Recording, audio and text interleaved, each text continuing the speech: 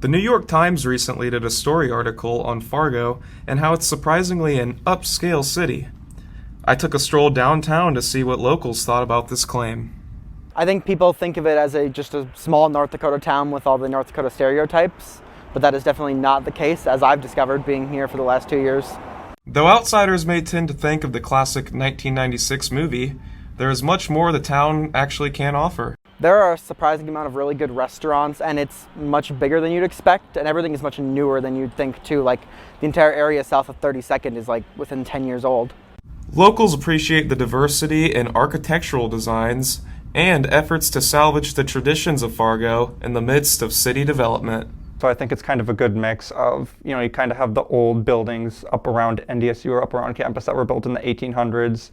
And then, if you go downtown, you'll have buildings that were built in that time period, but, have been refurbished. And then as you go further down south, you have buildings that have been built, just a couple of years ago. So I think it's kind of a good mix. I would say it's definitely upscale.